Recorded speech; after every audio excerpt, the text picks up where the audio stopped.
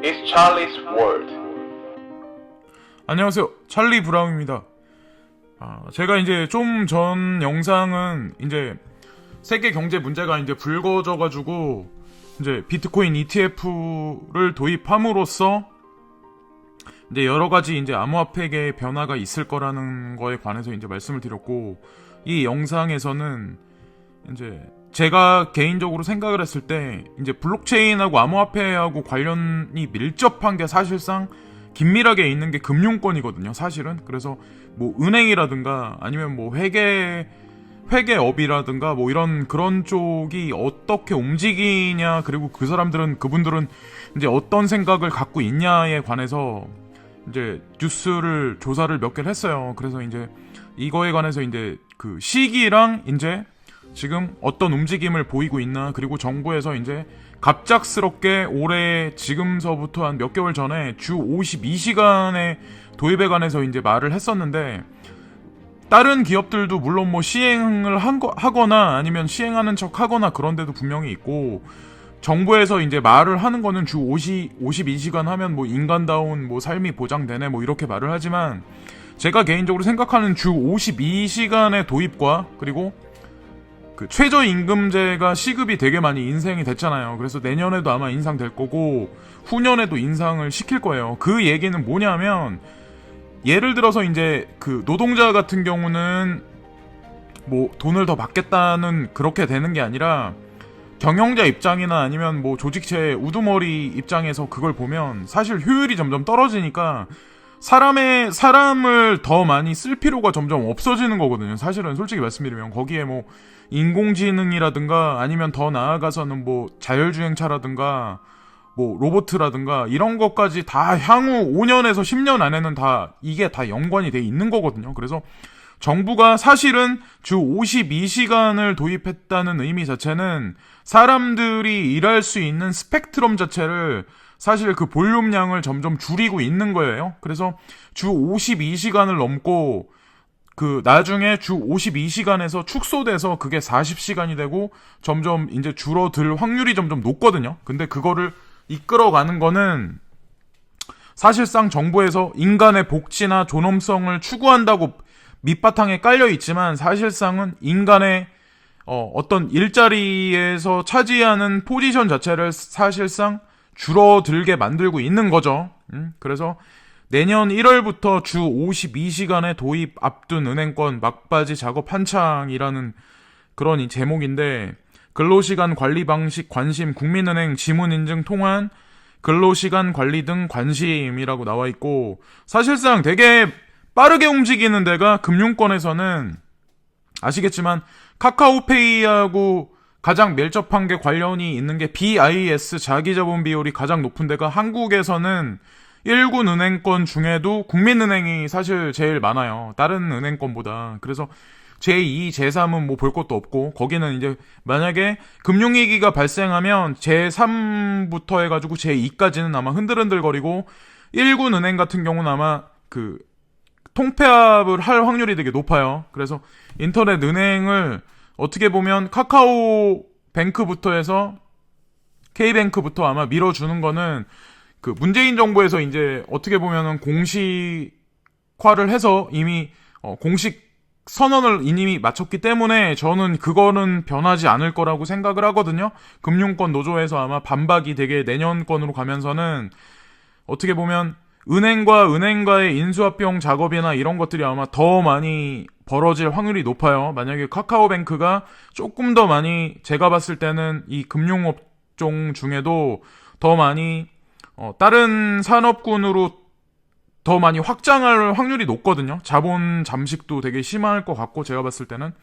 그래서 아마 많은 사람들이 아마 일자리를 점진적으로 아마 잃게 될 확률이 되게 높아요. 제가 봤을 때는. 그래서 어쨌든 내년 1월에 주 52시간 도입 앞둔 은행권이라고 이렇게 나와 있고, 지금 보시면은 신한은행은 다음 달부터 시범 운영에 들어간다. 직원들이 1일 8시간, 1주 40시간 근무할 수 있도록 연장 근무의 경우 일주일에 최대 12시간으로 제한할 계획이다. 라고 이런 식으로 얘기를 해서 사실상 일하는 사람이 되게 편해지구나. 이제 우리도 그 은행문을 닫고 정산하는 시간도 줄어들고 좀 더 편리해지겠다라고 이게 생각을 할 수도 있지만, 단편적으로 보면. 근데 이면에는 사실상 어떤 중간에 인공지능이라든가 회계 시스템의 어떤 뭐 ERP 도입이라든가 그거에 더 많이 확장돼서 뭔가 제가 봤을 땐 빅데이터를 거기 도입하든 뭐 머신 러닝이 잠정적으로 도입이 되든,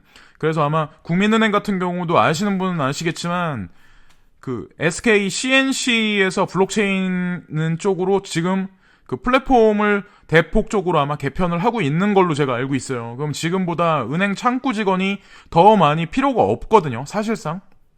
그래서 그쪽으로 이제 움직이고 있고, 제일 밑에 쪽에 보시면 KB 하나은행은 지난달부터 내년 1월 도입을 목표로 이날부터 주 52시간 근무제 시범 프로젝트를 진행 중이다. 조기 도입으로 발생할 문제를 사전에 차단하고 보완하기 위한 일종의 실험적인 성격의 프로젝트다라고 나오고, 시중 은행들이 내년 1월 본격 시행을 앞두고 불거질 수 있는 다양한 문제들이 있기 때문에 일정 기간 시범 운영은 불가피한 상황이라면서 라고 해서 이제 분주한 연말이 될 것이다 라고 말했다라고 이렇게 나오는데, 사실상 알고 보면 정리해고를 위한 인원 축소를 위한 하나의 어떻게 발판을 마련하기 위한 정부가 말한 주 52시간이라고 저는 보거든요. 근데 이게 국민은행에만 국한된 문제는 결코 아니다. 그냥 전면적인 전 산업에 걸쳐서 아마 주 52시간이 도입되면서 그 개개인들이 가져가는 아마 임금이 되게 많이 줄어들 확률이 되게 높아요. 물론 뭐 일은 덜 하게 됐지만, 그리고 더 나아가선 아마 직업을 잃을 확률이 되게 높거든요. 제가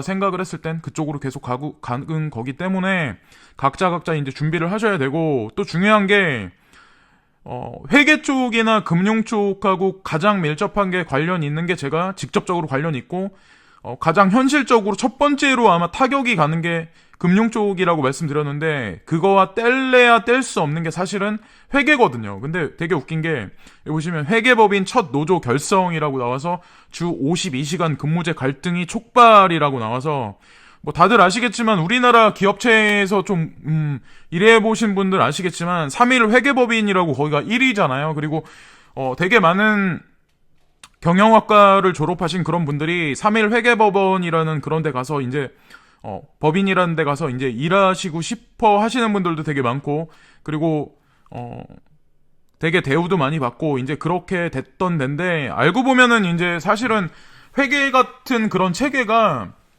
전산화가 무슨 뭐 예전보다 좀 더 많이 간편해졌죠. 온라인으로 이제 뭐 자동으로 프로그램 그런 것도 많고, 예전보다는 더 많은 인력이 사실상 예전보다 필요가 없는 상태고, 주 52시간의 시행에 관해서 이제 반기를 빼들었어요. 그래서 3일 회계법인에서도 노조를 42년 만에 이제 설립한다는 얘기는, 사실상 제가 개인적으로 봤을 때는 본인들의 어떤 노동권에 관해서 위기의식을 분명히 느꼈기 때문에 노조를 설립을 한 거거든요, 사실은.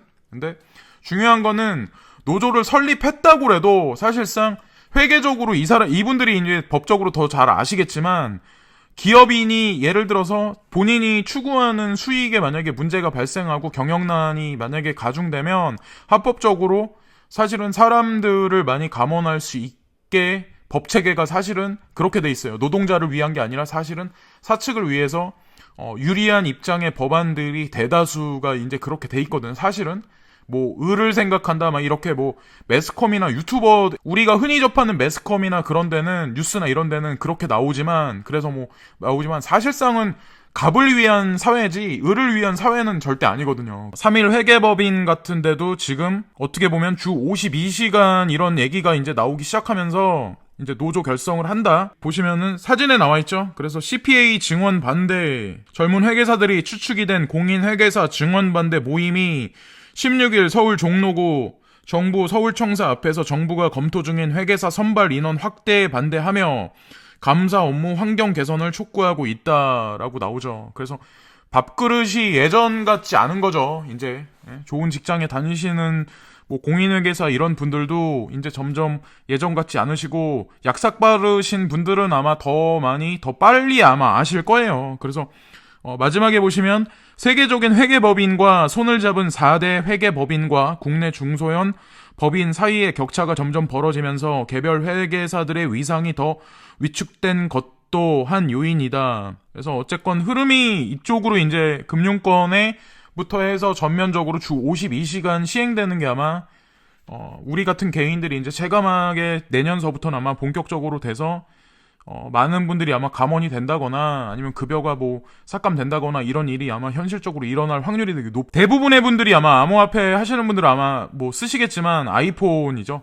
그래서 아이폰 판매량이 하향 조정, 한국 부품 업계 직격탄이라고 나왔어요. 그래서 제가 아이폰을 딱 그 찝은 이유가 왜냐하면 사실상 갤럭시를 찝을 수도 있고 현대자동차 아니면 포드라든가 포르쉐 아니면 폭스바겐 이런 자동차들도 사실상 다 연관관계가 사실은 다 있거든요. 근데 그냥 이게 눈에 띄어서 이제 딱 골랐는데 판매량이 이번에 되게 많이 애플 아이폰 판매 감소가 우려에 한국 부품 업계가 흔들리고 있다라고 해서 이번에 되게 많이 판매량이 급감했어요. 원래는 XR이나 이번에 새로 신제품으로 이제 출시한 XMAX 같은 거 그런 거 이제 되게 많이 고가잖아요. 그래서 150만 원이나 아니면 XMAX 같은 건 200 정도를 주셔야 이제 사실 수 있는데 사실상 5G는 아니기 때문에 저는 이제 내년 후반 정도 만약에 아이폰이 나오면 그때 정도에 사시는 게 낫다고 이제 추천을 드렸었잖아요. 그래서 그때 되면 아마 5G 칩이 들어가서 아마 그때 되면 아마 그 가격에 적당한 그 아이폰을 사시는 게 더 낫다고 이제 추천을 드렸고 아이폰 판매 저조 전망은 곳곳에서 나오고 있다. 애플의 정통한 것으로 알려진 TF 인터내셔널 증권 꺼밍치 연구원은 아이폰 XR 판매량이 감소하고 내년 1분기 전체 아이폰 판매량도 줄어들 것으로 전망했다라고 나오죠. 1분기 판매량이 5,200만 대보다 500만 대 준 4,700만 대로 예측했다. 여기 또 보시면 이게 이제 오늘 중요한 핵심인데 업계에서는 내년 1분기 시장 예상치대로 아이폰 판매량이 지난해보다 약 500만 대 줄면 삼성전자, 삼성디스플레이, 삼성전기, LG이노텍, LG화학, 삼성 SDI 등 대기업 매출도 크게 줄 것으로 내다봤다. 이 밖에도 BH, 하이비전 시스템 등 중소 부품 장비 업계도 실적 하락 직격탄을 맞을 것으로 보인다. 라고 나오죠. 그래서 애플의 부품을 공급한 업계 관계자는 당초 예상치 대비 애플 주문이 줄어드는 분위기는 맞다면 그동안 애플이나 삼성전자에 크게 의존해 온 국내 부품 업계가 중국 스마트폰 업체 등으로 공급처를 다변화하지 못하면 실적 경착륙이 예상된다고 우려했다라고 이제 제가 뉴스를 딱 말씀드리는 거는 딱 아이폰을 직격탄으로 해서 이거를 직접적으로 말씀드려서 이제 전반적인 산업이 그렇게 될 거라는 걸 말씀드리는 게 아니라 하다못해 애플사 같은 경우는 얼마 전에 이제 판매량이 저조해서 예상치보다 5%가 갑자기 급락을 했어요. 근데 현대차가 그러니까 되게 많이 주식이 하락했다고 해도 애플 같은 경우는 IT 기업 중에는 거의 주식으로 따지면은 거의 안전자산이라고 따져야 하는 그런 주식이거든요. 근데 그게 하다못해 5%가 떨어졌다는 얘기가 나오고 그리고 그거에 관련된 여러 가지 이제 부품 업체들도 내년 상반기에 아마 판매량이 저조해가지고 이제 그렇다는 얘기인데 제가 이제 내다보는 거는 이제 아까 전에 영상에서도 말씀드렸지만 어떤 이런 우리 현물 경제에 있는 지금 모든 모바일이 됐든 자동차가 됐든 아니면 가전제품이 됐든 그런 생산량이 그러니까 생산량이 이제 소비량 대비해서 볼륨이 점점 소비량이 없기 때문에 점점 축소할 수밖에 없고 거기에 연관돼 있는 어떤 인과관계로 있는 여러 가지 업체들 있잖아요. 거기에 하다못해 주변 식당도 있을 수 있고 그 주변에 상인들도 상가들도 있을 수 있고 상가에 딸린 부동산도 있을 수 있고 그런 게 사실은 다 맞물려 있다는 거죠. 그래서 제가 다시 한번 강조해서 말씀드리지만 내년 상반기부터 경제에 문제는 불거져서 골마서 터질 확률이 되게 높거든요. 근데 암호화폐 시장은 오히려 반대로 갈 확률이 되게 높아요. 올 지금 이달 말에 G20가 있어서 그 이후부터는 제가 그게 변곡점이 될 것 같다는 얘기를 분명히 말씀드렸는데 지금 추세가 떨어지면은 분명히 오르고 계속해서 오르면 떨어질 거라 말씀드렸는데 일단은 중장기적인 횡보 패턴은 일단 끝났기 때문에 하락을 치고 V자 반등 곡선으로 갈 확률이 저는 높다고 생각을 하거든요. 그래서 어쨌건 엄청난 대세 상승이 올해 연말에 있진 않더라도 내년에 세계 경제가 문제가 이제 불거지면서는 분명히 뭔가 패턴 변화가 분명히 있을 거다라고 그런 생각을 하는 거죠. 그리고 이거 보시면은 한국 노총이 탄력 근로제 확대는 노동계약 저지 총력 투쟁이라고 해서 여기 국회 앞에 전국 노동자 대회 개최 주최 측 추산 3만 명 참석이라고 나왔어요. 그래서 날도 안 좋은데 다들 뭐 이렇게 나오셔가지고 이렇게 투쟁을 하시는 거잖아요. 어쩔 수 없는 거죠. 근데 그래서 어쨌건 주 52시간을 그런 식으로 이제 정부에서는 그 방침에 관해서 어거지로라도 이제 대중들한테 해가지고 사람들의 일자리를 알게 모르게 계속해서 볼륨을 축소하고 있고, 또 밑에 쪽에서 한편으로는 최저임금을 시급을 이제 올리면 사실상은 단적으로 생각하면 내가 시급당 더 가져가네, 엄청 좋네라고 생각하지만 기업주 입장에서는 예를 들어 3사람 쓸 거 2사람 쓸 수밖에 없고 그런 식으로 갈 수밖에 없다니까요. 그래서 내년에는 임금을 아마 더 올릴 거예요. 근데 너네가 올려달라고 했기 때문에 우리 정부에서는 올려준 건데 왜 잔소리냐. 한편으로는 그렇고 또 한편으로는 올려달라 그러고, 그럼 거기에다 대고 정부에서 할 얘기가 있는 거죠. 그럼 알면서도 이런 식으로 추진을 하면서 지금 기업체나 이런 데서 근로하시는 분들, 그리고 거기에 주변에 있는 식당들 아니면 뭐 거기에 물건을 팔고 있는 상점들, 이런 것들이 직접적으로 아마 타격이 갈 확률이 자영업 시장에도 분명히 올 확률이 되게 높다는 거죠. 그게 급격하진 않더라도 이미 제가 봤을 때는 그 노선 자체, 그 출발점 자체는 이미 지나갔기 때문에 그게 대중한테 피부적으로 오는 거, 그 시점은 내년 상반기에 되게 많이 몰려있고, 지금 여기 투쟁하는 시민들 사진이 보이는데 이분들이 아마 조금 더 많은 사람들이 아마 참여를 하고 더 과격하게 아마 투쟁을 하실 확률이 되게 높아요. 예. 그래서 그건 잘못된 게 아니고 이분들은 본인들 밥그릇을 지키기 위해서 이렇게 거리에 나선 거니까.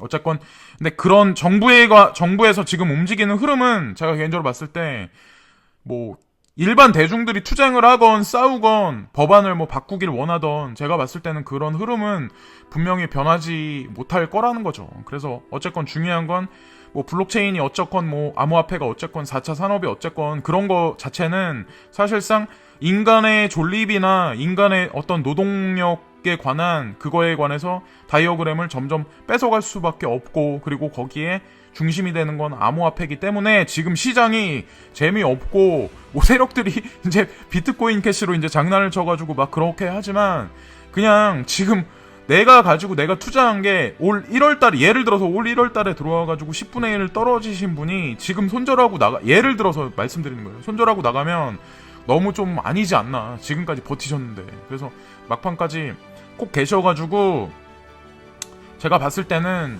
그래도 본인들이 이득을 나가서 어떻게 그럴 수 있는 시장은 분명히 올 거라는 생각을 하거든요. 근데 그 코인이 예를 들어서 진짜 짜잘한 진짜 별 볼 일 없는 그런 코인이라면 제가 뭐라고 말씀 못 드리는데, 시총 상위 코인에 있거나 예를 들어서 뭐 에이다다, 뭐 트론이다, 뭐 네오다 이런 거, 아니면은 뭐 더 나아가서는 뭐 스텔라 루멘이라든가 리플 이런 거는 제가 언급할 필요도 없는 거고 사실은. 그리고 거기에 뭐 비트코인 캐시다, 비트코인이다, 이더리움이다, 뭐 여러 가지 코인들 있잖아요. 뭐 오미세고가 됐든 뭐가 됐든. 그래서 그런 것들은 제가 봤을 때는 분명히 시세 분출을 분명히 할 거예요. 근데 지금 개인들을 떨구기 위한, 어떻게 보면은 다 어떻게 보면 하나의 연극인데, 연극이 시작했으면 연극은 분명히 끝을 내야죠. 그죠?